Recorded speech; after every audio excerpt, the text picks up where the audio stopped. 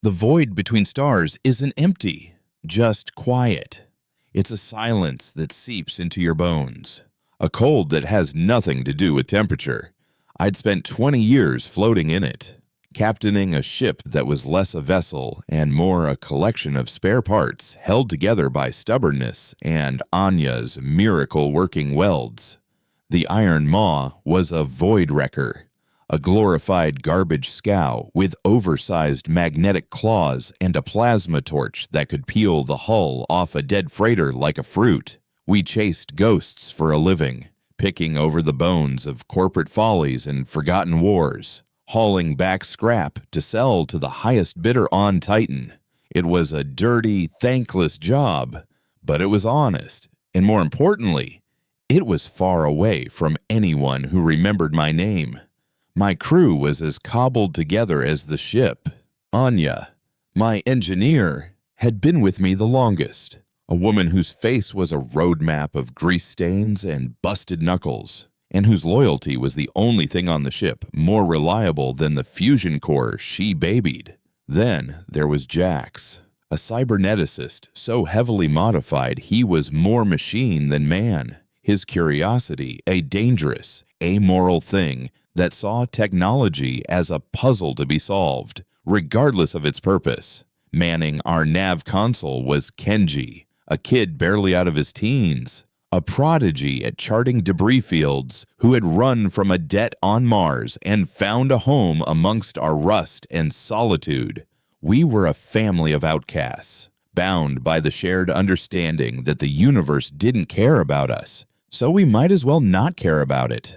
Our current contract was a Fat One salvage rights to the Stellaron, a luxury cruiser that had miscalculated a gravity well jump near the Kepler 186 system. The corporation wanted the black box and the reactor core. The rest was ours. We were 2 days out, running dark to save fuel. The ship's only sounds the hum of the life support and the soft clinking of Jax's metallic fingers on his data pad. That's when the silence broke. It wasn't a sound. Not really. It was a flicker on the long-range resonance scanner, a blip so faint Kenji almost missed it. "Skipper!" he called out, his voice thin in the dim light of the bridge. "Got something weird. Sector Gamma 9. It's not on the charts." I leaned over his console, the scent of ozone and stale coffee filling my nostrils. The signal was a ghost, a whisper of an energy signature that pulsed with a strange, organic rhythm. It wasn't a ship's transponder or the echo of a pulsar. It was something else, something alive. Probably just stellar interference. I grunted, though I didn't believe it. My gut, an instrument honed by years of near misses and bad deals, was screaming that this was different. Jax glided over, his optical sensors glowing a soft blue. The frequency is bioharmonic. I've only seen patterns like this in theoretical papers on non-silicate life forms. My first instinct was to ignore it, deviating from a contract cost fuel, time, and money. We were scavengers, not explorers, but the rhythmic pulse on the screen was like a slow, weak heartbeat, and something in me couldn't turn away. "Fine," I sighed, running a hand over my tired face. "Take us in." Kenji. "Slow and steady." Anya. "Power up the forward emitters." I don't want to get close to whatever that is without a decent scan. As we drew nearer, the shape began to resolve on our view screen. It was a ship, but like no ship I had ever seen. It was enormous, crescent-shaped, and appeared to be grown, not built. The hull wasn't metal plating, but a smooth, pearlescent material that swirled with dormant, bioluminescent light, like a giant seashell adrift in the abyss. It was beautiful, elegant, and horrifically damaged. "Great! Weeping wounds gaped in its side, but they weren't the clean punctures of torpedoes or the scorched tears of laser fire. The edges of the holes were frayed, corroded, as if the ship itself had been eaten. A creeping dread began to snake its way up my spine. "What in God's name did that—" Anya's voice crackled over the comm from the engine room. "Jax, any life signs?" Jax was silent for a long moment, his sensors processing. "Negative. No. Wait. I'm picking up a single signature. Faint. It's in a shielded compartment deep inside the vessel. Power readings are critical. A single survivor on a ghost ship. The salvage contract felt 1,000,000 miles away. This was no longer about scrap metal. "We're going in," I said, my voice leaving no room for argument. "Jax, you're with me. Kenji, keep the Maw's engines hot. If anything bigger than a stray asteroid shows up on that scope, you get us out of here. Understood?" The boarding process was eerie. We docked our small shuttle, the Tick, near one of the gaping wounds. The air inside the alien vessel was thin but breathable, thick with the smell of ozone and something vaguely floral, now tainted with the bitter scent of decay. The internal corridors were just as organic as the exterior, walls flowing in graceful curves, lit by the same faint, internal luminescence, but the beauty was marred by the same strange corrosion. Black, vein-like patterns snaked across the walls, and in places, the floor had dissolved into a gritty, black dust. We found the remains of the crew. They were tall, slender beings, their forms barely recognizable. They hadn't been killed by violence. They had simply come apart. Their bodies were dissolving, melting into the same black dust that covered the floors. It was a plague, a weapon of unimaginable horror. My stomach churned, and I tightened my grip on my pulse rifle. Jax was unfazed, his optical sensor scanning everything, cataloging the decay with cold detachment. "Fascinating," he murmured, kneeling to analyze a dissolving body. "The cellular breakdown is systematic. A nanite swarm, perhaps. Highly sophisticated. It deconstructs organic matter at the molecular level." We moved deeper, following the faint life signal, every step echoing in the profound silence of the tomb ship. We finally reached a large circular chamber at the heart of the vessel. In the center stood a single crystalline pod, glowing with a soft, steady light. Inside, floating in a translucent gel, was a small, childlike figure of the same alien species. It was alive.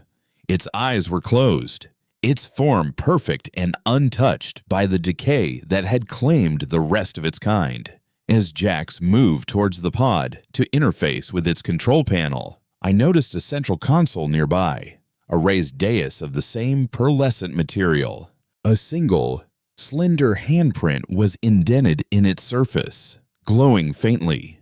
Instinctively, I reached out and placed my own hand over it. The moment my skin made contact, the universe fell away. It wasn't a sound or a vision, but a direct, unfiltered torrent of pure feeling that crashed into my mind. I felt the life of the ship, the Starweaver, as it was called in a language I suddenly understood. I felt the joy of its crew, a billion voices singing a harmonious song as they glided through the cosmos. Then came the fear, a cold, silent dread that extinguished the song. A shadow fell upon them, a presence that was not a ship or a fleet, but a hunger. I felt the confusion as their vessel began to dissolve around them, the horror as they watched their own bodies turn to dust. It was a pain so immense, so absolute, that it felt like a star dying in my soul, and beneath it all, a single, desperate, silent scream, not for help, not for vengeance, but for one thing Sanctuary. The psychic echo blasted through me. A final, desperate broadcast from the ship's dying captain, an imprint of their final moments.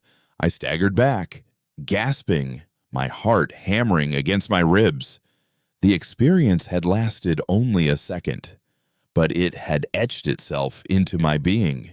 I looked at the child in the pod, and I was no longer a scavenger. I was a witness. "Elias, are you all right?" Jax's voice was distant, analytical. He had successfully interfaced with the pod. "The occupant is in stable cryostasis. The ship's logs are fragmented, corrupted by the same decaying agent. But I've managed to pull a partial star chart. It seems to be a destination, a nebula designated only as the Veil of Whispers." The name sent a shiver down my spine. The Veil was a place pilots talked about in hushed tones at deep space bars, a chaotic, electrically charged nebula that scrambled sensors and drove navigation systems mad. It was a shipbreaker, a place no sane person would ever go, a perfect place to hide. "Get the pod prepped for transfer," I ordered, my voice hoarse. "We're taking it with us." We worked quickly, the ghost of that psychic scream pushing us on. We transferred the small cryopod onto the tick, the weight of our decision settling on us. We were abandoning a contract worth millions for a dead ship and a refugee from a species we didn't know, headed for a place we might not survive. It was insane. It was illogical. And I had never been more certain of anything in my life.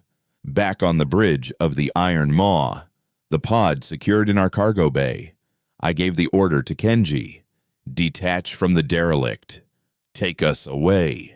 As our magnetic clamps disengaged and our thrusters pushed us away from the silent, beautiful tomb of the Star Weaver, a new alert flashed on Kenji's console.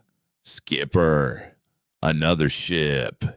Just decloaked off our starboard bow." I looked at the view screen, and the blood ran cold in my veins. It was small, no bigger than our shuttle, and shaped like a shard of obsidian. It had no lights, no viewport, no visible engines. It was a hole in the stars, a patch of black that seemed to drink the light around it. It didn't hail us. It didn't power up weapons. It just sat there, perfectly still, perfectly silent. A Vex scout. It wasn't there for the derelict. It had been waiting. It had followed the faintest whisper of the life sign in that pod, the last remnant of its meal.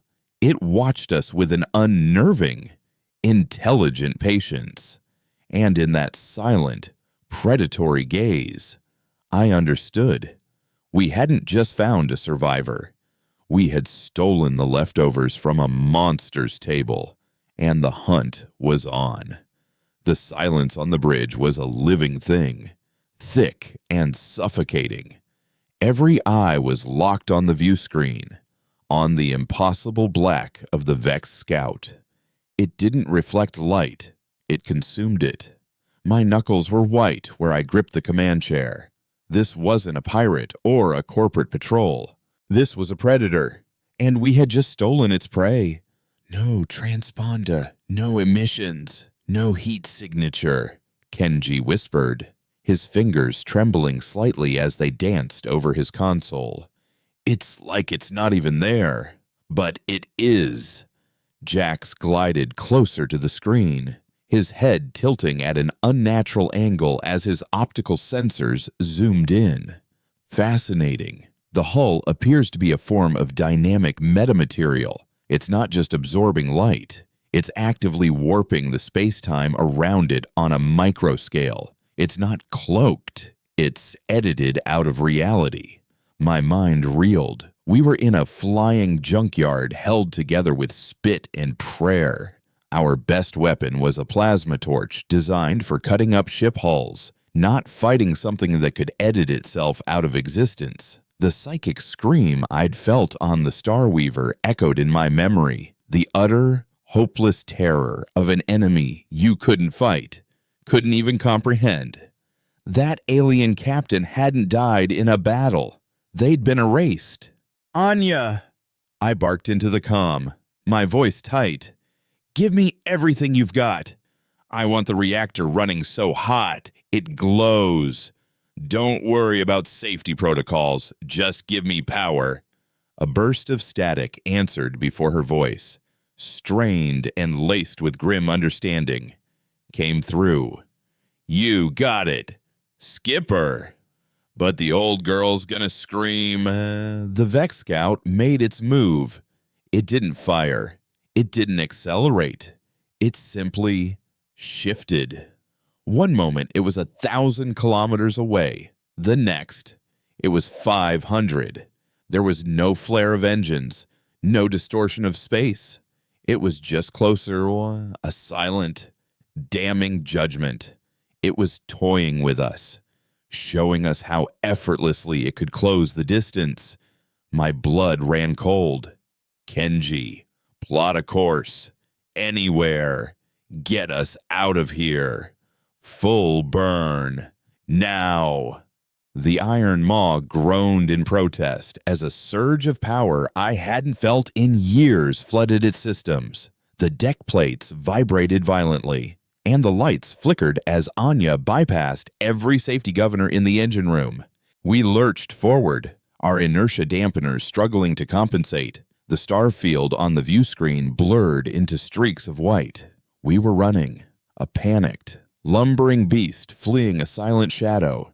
For a moment, I allowed myself a sliver of hope. Our ship was old, but it was built for power, for hauling massive loads of scrap against gravitational tides. Our raw thrust was considerable, but the hope was short-lived. Calm, almost clinical chimes sounded from Jax's station. "It's matching our velocity," he stated, his voice devoid of emotion. "Correction, has positioned itself 100 kilometers off our port stern. Maintains the distance with zero fluctuation." I looked at the aft camera feed. The shard of absolute black was there, pacing us, a patient wolf trailing a wounded moose. It wasn't just faster. It was playing a different game entirely. It wasn't bound by the same laws of physics that we were. "It's not trying to catch us," I said, the realization dawning on me. "It's hurting us." Anya's voice came over the comm, again tight with strain. "Skipper, the reactor casing is under immense pressure. I can't keep this up for long. We're going to either fly apart or melt down in the next hour." An hour. We had 1 hour to escape the inescapable.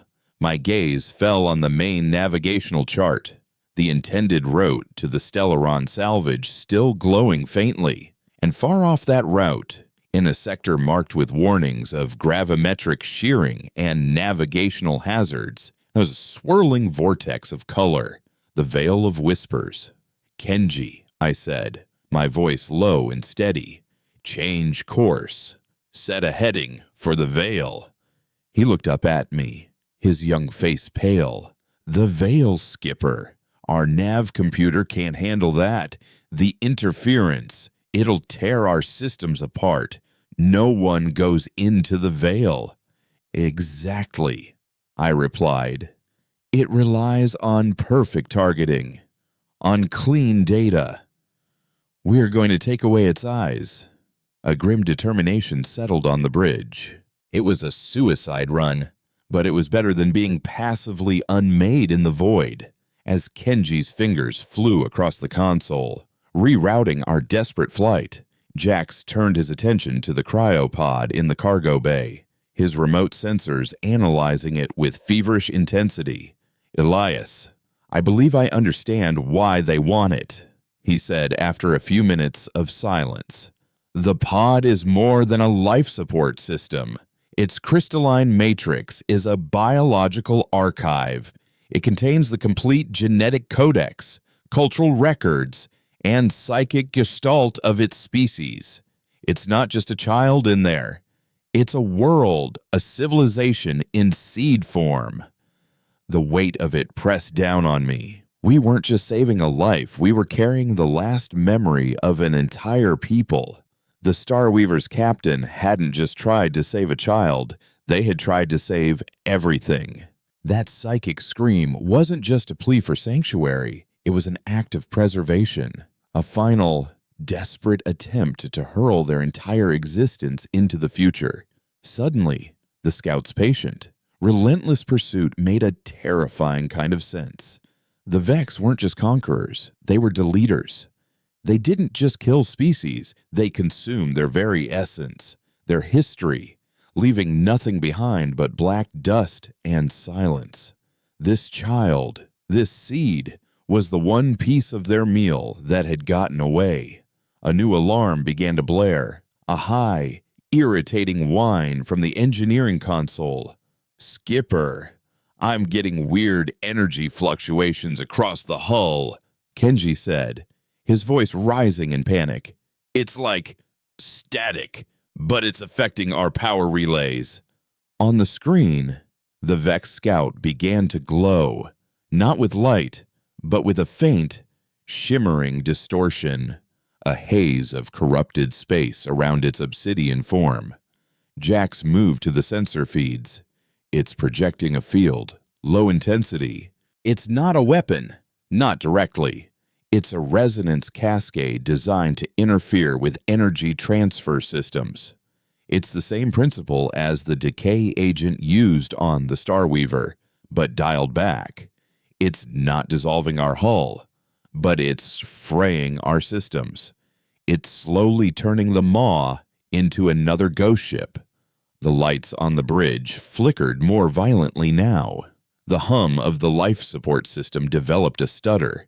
The Vex was bleeding us out, letting us die a slow, quiet death. Just like the others, we were a ship full of ghosts. We just didn't know it yet. "How long?" I demanded. "At this rate," Jax calculated coolly, "our primary systems will suffer catastrophic failure in 47 minutes. Life support will fail 12 minutes after that." The timeline was shrinking. The veil was still hours away at our current speed. We wouldn't make it. The Vex had us boxed in, and bleeding us dry in the cold dark. And "There's an asteroid field up ahead," Kenji said, pointing a shaking finger at the chart. "The graveyard. It's dense, unstable, mostly iron and nickel composites. A suicide run for a normal ship." But we weren't a normal ship. We were a scow. We were designed to navigate debris fields. "Take us in," I commanded. "Anya, get ready to divert all power to the maneuvering thrusters and the forward magnetic claws on my mark. We're not going to fly through it. We're going to brawl our way through it." The ship bucked as we entered the outer edge of the graveyard. Rocks the size of shuttles tumbled past the view screen. The Vex followed without hesitation, its superior maneuverability allowing it to weave through the debris effortlessly. It stayed behind us. The corrosive field it was projecting growing stronger in the confined space. Alarms screamed across the bridge as systems flickered and died. "It's getting too close," Kenji yelled. "I can't shake it." "Now, Anya," I roared.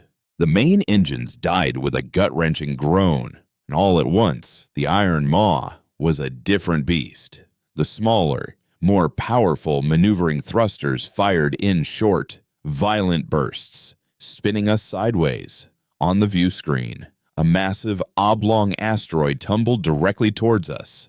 The Vex, likely assuming we were out of control, adjusted its course slightly to avoid the collision. "Fire the claws." I slammed my hand down on the controls. With a percussive thud that shook the entire ship, our two massive magnetic claws fired from the bow, their tethers unspooling.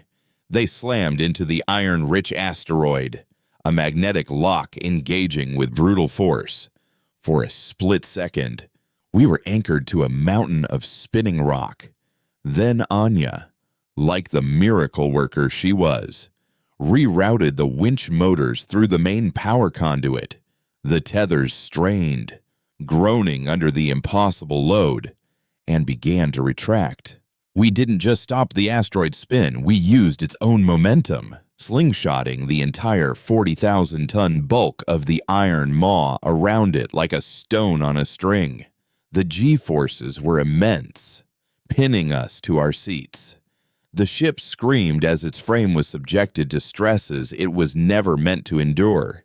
We whipped around the asteroid, using it as a shield and a pivot point, and shot out the other side at a velocity we could never have achieved with our engines alone.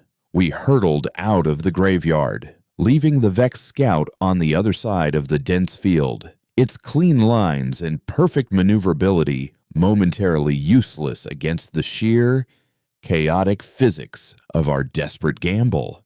Silence returned to the bridge, broken only by the panting of the crew and the dying wail of a dozen protest alarms. We were alive. We were free. For now.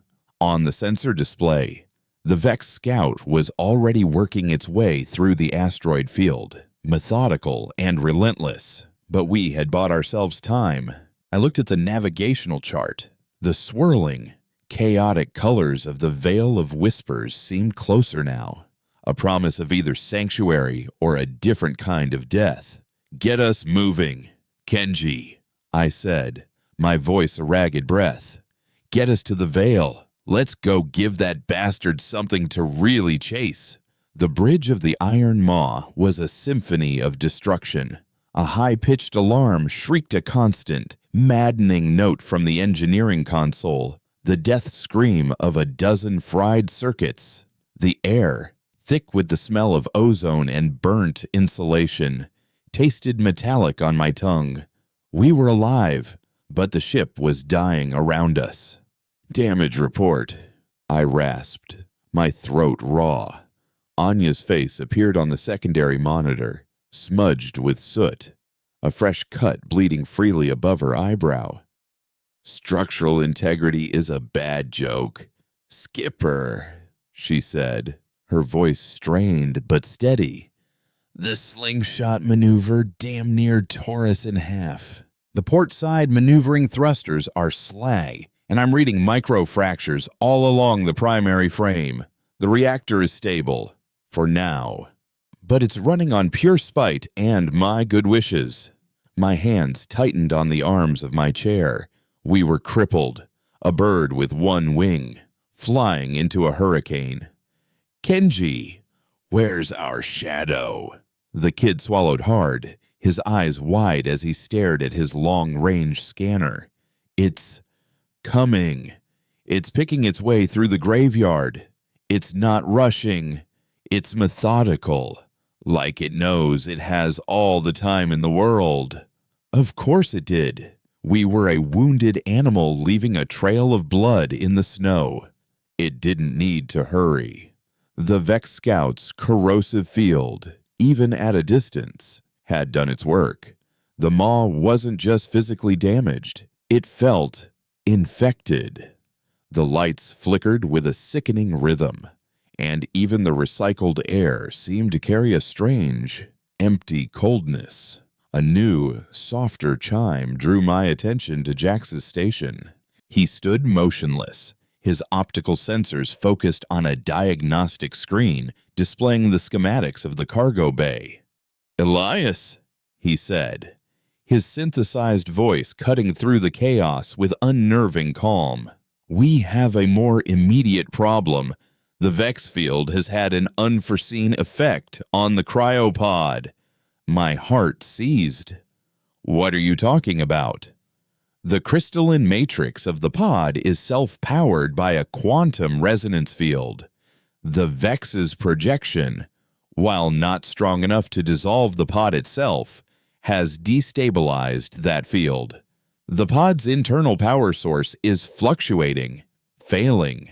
I estimate the stasis field will collapse in less than 2 hours." The bridge fell silent. They only sound the incessant shriek of the dying alarm. 2 hours. If that field collapsed, the child inside the last seed of a murdered civilization would be exposed to the sterile vacuum of our cargo hold.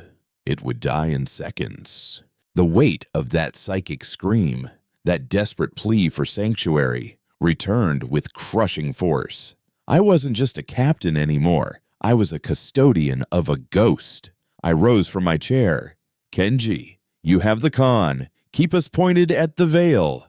Anya, do what you can to keep the lights on. I turned and headed for the cargo bay. Jax gliding silently behind me. The cargo bay was cold. The cavernous space filled with the low, resonant hum of the cryopod. It rested on a makeshift platform in the center of the room, its pearlescent surface seeming to glow with an inner life, a stark contrast to the grimy, oil-stained deck plates of the maw. As I approached, the hum faltered, dipping in pitch before catching itself again, like a failing heart skipping a beat. I reached out and laid my hand on its smooth, cool surface. This time, there was no violent torrent of memory, no screaming echo of a dying race. Instead, a feeling of profound peace washed over me, a gentle, dreamlike warmth. I felt the slow, sleeping consciousness of the child within a mind that knew only the serene, silent lullaby of its long slumber. It was a feeling of pure, unblemished innocence. And we were about to fail it. The field decay is accelerating, Jax stated, his sensors analyzing the pod's faint energy signature. To reboot the pod's internal power core and stabilize the field, we need to deliver a precisely modulated, high-frequency energy pulse, a jolt to restart its heart, so to speak. Our ship's reactor is too crude. The power fluctuations are too severe. Attempting it would be like performing microsurgery with a sledgehammer. We would destroy it. So what do we do? I asked, my voice barely a whisper, my hand still resting on the fragile, humming shell. We find a better power source, Jax replied. The Veil of Whispers is not just a navigational hazard. It is a region of intense electromagnetic activity. It is, in essence, a perpetual, chaotic storm of raw energy. If we can get close enough to one of the larger, lightning-like discharges, what spacers call storm serpents, I may be able to modify our forward magnetic claws to act as a lightning rod, drawing in and refining the energy needed for the pulse. It was the most insane plan I had ever heard, to fly our crippled, dying ship into the heart of a cosmic electrical storm and try to catch lightning in a bottle. "Skipper!" Kenji's panicked voice blasted from the intercom speaker on the wall. "It's through the graveyard. It's closing fast. Oh God, it's firing something." I ran back to the bridge, Jax close behind. On the view screen, the Vex Scout was no longer a passive observer. Its obsidian hull shimmered, and from its prow, it launched not a missile or a laser, but a sliver of pure distortion. It was a tiny, localized tear in space-time that shot towards us. I yanked the helm, and the maw groaned, protesting the sudden maneuver. The distortion shard flew past our viewport, and for a fraction of a second, the starfield on the other side of it vanished, replaced by an unnerving, absolute nothingness. The projectile didn't explode. It unmade the space it passed through. "It's learned from our last encounter," Jax observed clinically. "It is no longer attempting to disable us. It is deconstructing us from a distance." Another shard flew, and then another. Kenji was screaming coordinates, trying to plot an evasion pattern, but it was like dodging a sniper's bullets in a bathtub. The maw was too slow, too damaged. One of the shards clipped our aft comms array. The antenna didn't explode, it simply ceased to be there. One moment it was a part of our ship. The next, it was just gone. Ahead of us, the Veil of Whispers was no longer a distant painting. Filled the view screen. A terrifying, beautiful wall of swirling, incandescent gas. Ribbons of purple and green nebula twisted around each other, and deep within its clouds, colossal tendrils of pure energy. The storm serpents Jax had described writhed and danced with silent, impossible power. It was our only hope. "Full power to the aft shields," I yelled, knowing it was a pointless gesture. Our shields couldn't deflect physical matter, let alone a weapon that erased reality. A massive shard, larger than the others, coalesced before the Vex scout. This was it. The killing blow. It was aimed directly at our bridge. There was no time to dodge, nowhere to run. It was an honor. "Skipper," Kenji whispered, his eyes locked on the approaching doom. But Jax moved, with a speed I'd never seen. He lunged toward a secondary control panel, ripping open a maintenance hatch and plunging his own metallic arms inside. He was interfacing directly with the ship's power grid, rerouting my personal energy core to the forward deflectors. He announced, his voice strained, crackling with static. "It will not stop the projectile, but it may alter its trajectory." His own cybernetic body began to glow with a faint blue light as he poured his own life force into the ship's dying systems. The deflector dish at the prow of the Maw glowed, not with its usual shield energy, but with the same chaotic blue light emanating from Jax. The shard of nothingness struck. There was no sound, no impact, just a blinding flash of azure light. The deflector dish vaporized, and the feedback surge that ripped through the system was catastrophic. Jax was thrown backwards, his body smoking, his optical sensors dark. Every light on the bridge exploded in a shower of sparks, plunging us into absolute darkness. But we were still there. The shot had been deflected, just enough to shear past our port side, unmaking a chunk of our outer hull, but missing the bridge. The ship screamed, a final, tortured groan of dying metal, as our momentum carried us over the threshold. The violent chaos of the Veil of Whispers consumed us. The ship was tossed about like a leaf in a hurricane. On the now dead view screen, there was only a maelstrom of color and static. I could feel the Vex's presence recede behind us, unwilling or unable to follow us into the storm. We were through. We were safe from the hunter. The ship gave one last, shuddering gasp. And then, all at once, everything stopped. The groan of the engines, the shriek of the alarms, the hum of life support. Every system died. We were adrift, blind, and utterly powerless, floating in the silent, violent heart of the storm. And in the darkness of the dead bridge, the only sound was the faint, faltering hum from the cargo bay, the sound of a promise I was running out of time to keep in my soul into. For a void dweller like me, silence was usually a comfort. The gentle hum of a well-maintained ship, the whisper of recycled air. This was a different kind of silence. It was a dead, absolute quiet, the kind that follows a fatal blow. The emergency lights flickered on, casting the bridge in a ghastly, pulsing red glow that made the shadows dance like demons. Jax lay motionless on the deck, a faint trail of smoke curling from the scorched circuits around his neck. Kenji was slumped in his chair, his head in his hands, his body shaking with ragged, silent sobs. The Iron Maw was a corpse, and we were trapped in its metal coffin. "Anya," I said, my voice hoarse in the oppressive quiet. "Talk to me." Static hissed from the comm panel for a long moment before her voice, weak but defiant, crackled through. "Everything's gone. Skipper."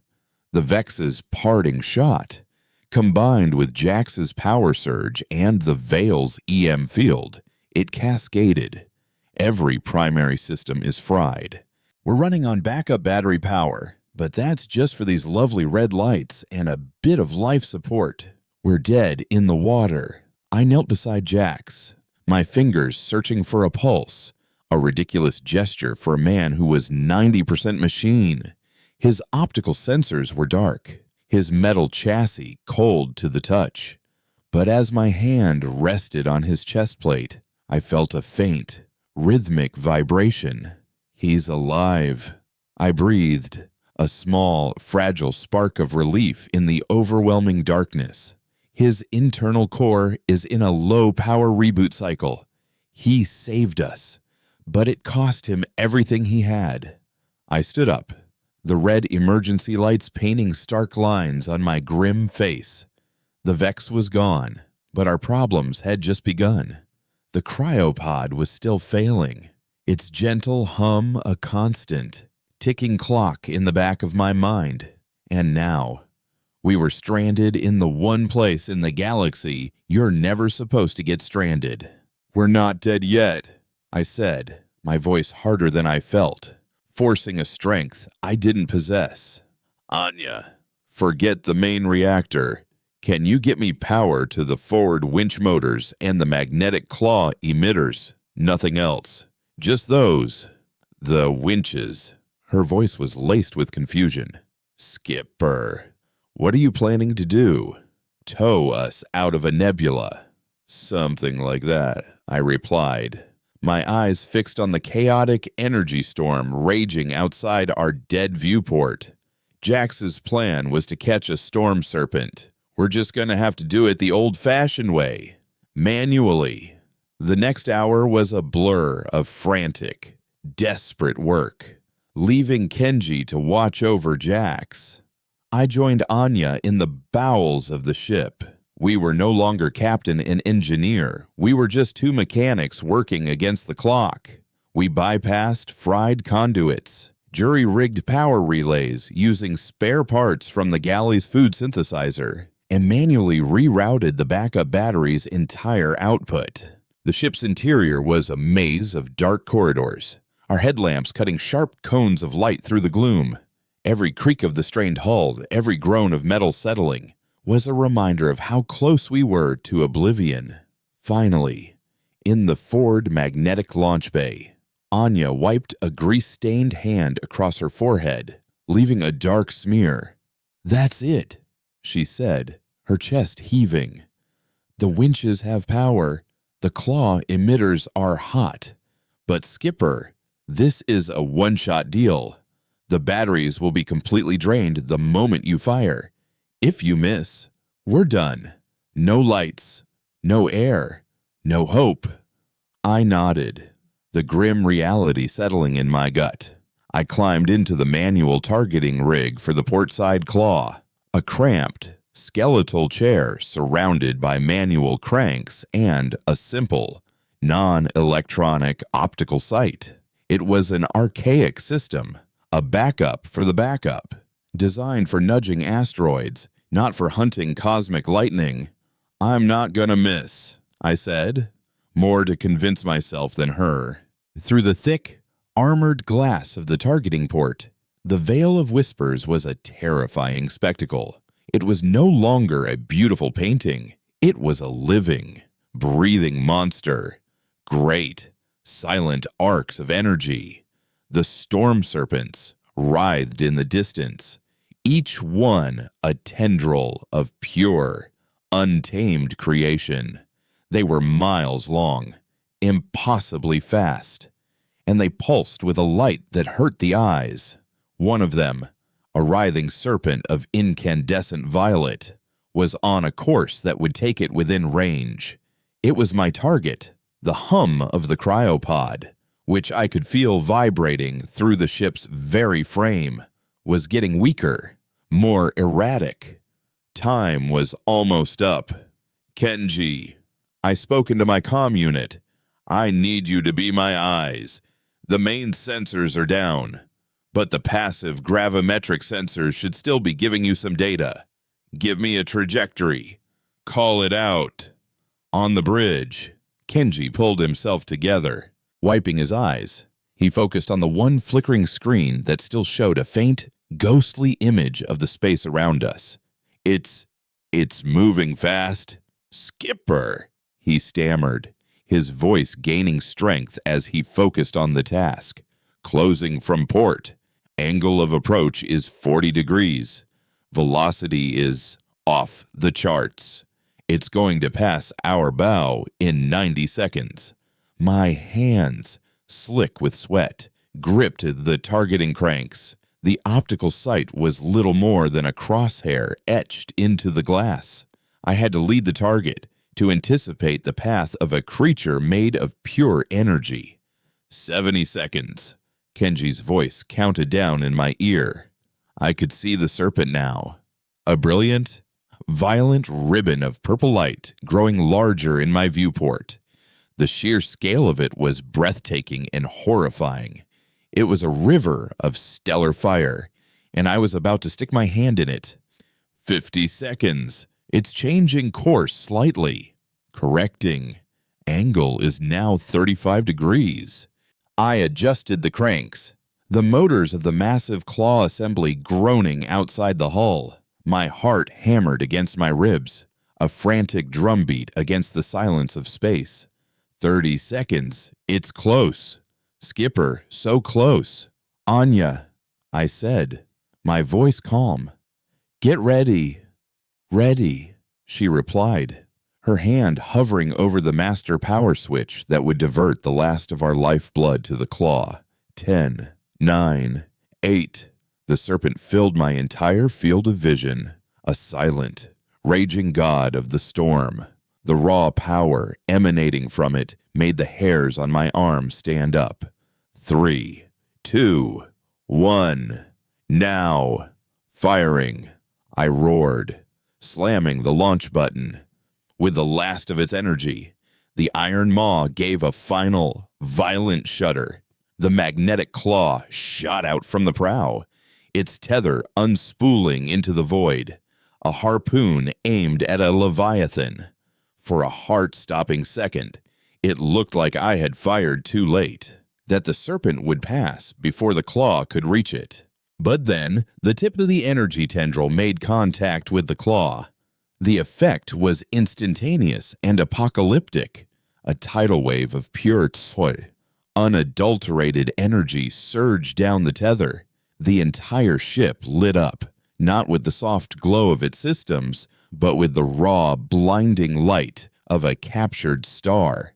Every light, every system, every dead circuit on the ship flashed to life for a single lead brilliant, overloaded second. The feedback through the targeting rig threw me from my seat, and the world went white. I came to, sprawled on the deck, my vision swimming. A steady, high-pitched whine filled the air, the sound of capacitors overloaded to the point of screaming. The ship was no longer dead. The lights were on, flickering erratically but holding. A dozen different alarms were blaring at once. On the bridge, Kenji was yelling, not in fear, but in triumph. "We have power, Skipper. We have power. The main conduits are fried, but the secondary systems are holding the charge." I staggered to my feet and looked at the winch controls. The tether was still connected, the magnetic claw glowing cherry red as it channeled an impossible amount of energy into our dying vessel. We had done it. We had caught the serpent. Just then, Jack stirred. His optical sensors flickered to life. A steady, soft blue. He sat up, his head swiveling as he processed the sudden influx of data from the ship's now active systems. "Energy levels are optimal," he stated, his voice a flat, synthetic monotone. He looked at the chaos on the bridge, then at the data feeds from the cargo bay. Without another word, he turned and glided out of the room. I followed him, my legs shaky. In the cargo bay, the cryopod's hum was gone. It was dark, its inner light extinguished. My heart sank. We were too late. but Jax moved with calm purpose. He interfaced with the pod, his fingers flying across a control panel that was now lit. "The ship's capacitors are holding the storm's energy," he explained, not looking at me. "But the charge is unstable. It will dissipate within minutes. I am rerouting it now." He initiated the sequence. A single refined beam of pure, stable energy shot from a port on his wrist, connecting with a receptacle on the cryopod. The pod's crystalline matrix absorbed the energy, and slowly, a soft, warm light began to glow from within, steady and strong. The gentle, rhythmic hum returned, no longer faltering, but pulsing with a healthy, vibrant life. We had done it. But as the adrenaline began to fade, a new, cold dread washed over me. The ship was alive again, but we had just lit a bonfire in the middle of the darkest forest in the galaxy. We had announced our presence to anything and everything that might be lurking in the Veil's chaotic depths. And a Vex scout was the least of what could be hiding in the shadows of a place like this. The steady, healthy hum of the cryopod was the only comfort on a ship that was screaming in 1,000 different ways. Power surged through our systems, a wild, untamed river of energy that threatened to tear our makeshift dams apart at any moment. Alarms blared, lights flickered between blinding intensity and sudden darkness, and the deck plates beneath my feet vibrated with a violent, harmonic resonance. We had caught the storm, but now the storm was inside the ship, and it was trying to get out. "The capacitors are overloading," Anya's voice yelled over the cacophony from the engineering station she'd patched together on the bridge. "They were never meant to hold a charge this raw. It's like trying to bottle a supernova in a glass jar. We've got maybe 15 minutes before they rupture and take the whole ship with them." 15 minutes. 15 minutes to navigate out of a cosmic labyrinth that scrambled sensors and defied charts, all while being powered by a harnessed god. "Jax," I said, turning to the cyberneticist who was already running diagnostics, his blue optical sensors glowing with intense focus. "The nav computer is slag. We're blind. The pod was headed for the Veil for a reason. It has to know the way." He didn't look up from his console. "The data I retrieved was a destination, not a route.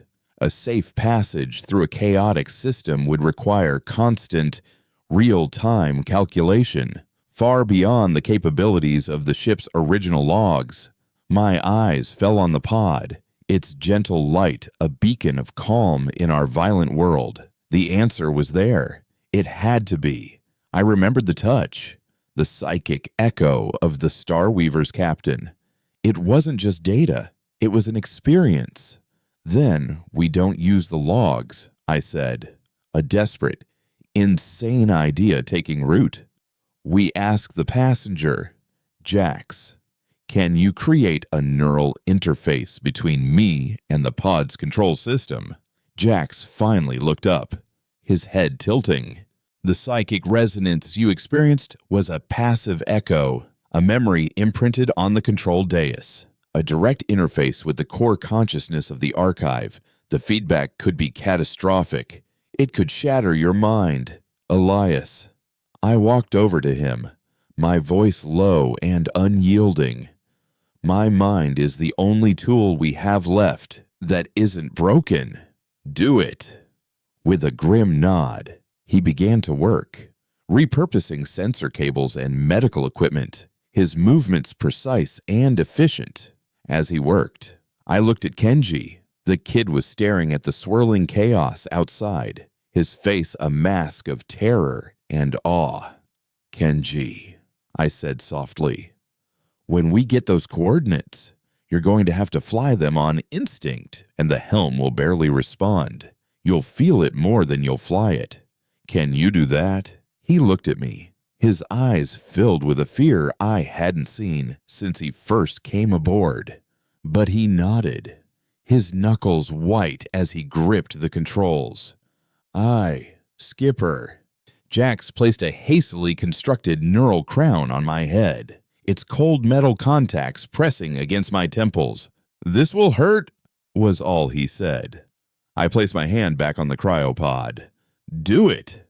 The world didn't fall away. It exploded. I was no longer on the iron maw. I was adrift in a sea of pure thought, the collective consciousness of the Starweavers. A billion memories, songs, philosophies, and histories washed over me. I felt their sun on my skin, tasted their food, heard the laughter of their children. I felt the deep, resonant peace of their civilization, a harmony I had never known. And then I felt the child, not as a separate being, but as the focal point, the vessel of it all. Through its sleeping mind, I saw the universe not as empty space dotted with stars, but as a flowing river of currents and eddies. The veil wasn't a storm to be feared, it was a sanctuary, a complex current that shielded a hidden, quiet pool. And I saw the path. It wasn't a set of coordinates, but a feeling, a song, a specific harmonic frequency to follow through the chaos, a safe channel through the storm. I saw our destination a single, small, M-class star, unremarkable and unmapped, nestled in a pocket of stable space deep within the veil. A world was waiting there, a new home, prepared long ago, a sanctuary. Then I felt another presence, cold, silent, and hungry. The Vex. I felt the collective terror of the Starweavers as this new thing appeared in their consciousness, a psychic cancer that consumed thought and memory. I understood then that the Vex didn't just consume matter, they consumed existence itself. To be killed by them was to have never been at all. And I knew, with a certainty that chilled my soul, that the scout was waiting for us. It was patient. It knew we had to come out eventually. I ripped the crown from my head with a gasp, the red light of the bridge crashing back into my vision. The pain was immense, a migraine that felt like it was splitting my skull, but I had the path. "Kenji, follow my voice," I yelled, staggering to the helm and gripping his shoulder. "Bank port, 10 degrees. Find the violet current and ride it. Don't fight it. Flow with it, under my guidance." A strange, intuitive dance began. Kenji wrestled with the helm, translating my feelings and visions into the crude mechanics of the ship. Anya, from her station, performed a miracle, manually diverting the unstable power, bleeding off excess energy in controlled bursts that acted like makeshift thrusters. We surfed the currents of the storm, the iron maw groaning and threatening to disintegrate as we moved with a grace it had never possessed. The 15 minutes Anya had given us came and went. The ship held together, a testament to her stubborn skill. Then, ahead, I saw it. A tunnel of calm in the swirling chaos. A way out. "That's it, kid," I yelled. "Straight ahead, full power, Anya." Burn everything we have left. With a final, deafening roar, our overloaded systems propelled us forward. We shot out of the veil of whispers like a cork from a bottle, bursting back into the serene, silent black of normal space. For a moment, we felt an overwhelming sense of relief, and then we saw it. The Vex Scout was there, waiting as I knew it would be, but it was not alone. Beside it hung a vessel that made the Scout look like a splinter, and it was a Vex Harbinger, a mothership, a kilometer-long blade of absolute, light-devouring black. It didn't have weapons, the ship was the weapon, and it was already emitting a resonance field that made the very atoms of our hull begin to vibrate in disharmony. We hadn't escaped into safety. We had flown into the mouth of the Leviathan. We couldn't run. We couldn't fight. My crew looked at me. their faces pale in the sudden, calm quiet. There was no fear in their eyes anymore, only a weary acceptance. I looked at the humming pod, at the last hope of a dead species. The captain of the Starweaver had made a choice to sacrifice their ship, their crew, their own life, to give that seed a chance. My path was clear. Anya, Jax, Kenji, I said, my voice calm. Get the pod onto the tick. Now. They stared at me, understanding dawning in their eyes. Skipper. No, Kenji whispered. Get it done, I ordered, my voice leaving no room for argument. That's an order. Your new mission is to get that pod to the coordinates I'm downloading to the shuttle. See it through. While they worked, moving with the silent, desperate efficiency of a crew facing the end, I strapped myself into the helm. The Iron Maw still had the energy of a star boiling in its capacitors, a bomb of unimaginable power. Anya was the last one to the airlock. Elias, she began, her voice thick with unshed tears. It was a good run, Anya, I said, managing a weak smile. Now go. The tick detached from the belly of my dying ship, a tiny lifeboat fleeing a sinking Titan. The Vex Harbinger ignored it, its focus entirely on the larger vessel, the one that held the stolen energy it craved. It began to move towards me, a slow, inevitable eclipse. I opened a comm channel to the shuttle. I see you're clear. Kenji, you're a hell of a pilot. Jack, stay curious. Anya, keep 'em flying. I took a deep breath. My name is Elias Thorne, and I answer the call. I pushed the throttles forward, setting the Iron Maw on a direct collision course.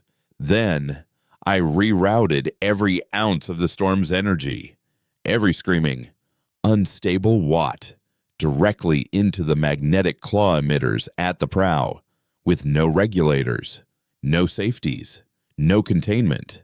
I was turning my ship into a directional cannon, pointed at the heart of the darkness. The Vex fired its deconstruction weapon, and the forward sections of my ship began to dissolve into nothingness. But I was already too close. The last thing I saw on the view screen was the absolute black of the Harbinger's hull filling my vision. I closed my eyes and slammed my hand down on the final release control. The energy of the Storm Serpent, compressed and contained for a brief, furious moment, was unleashed.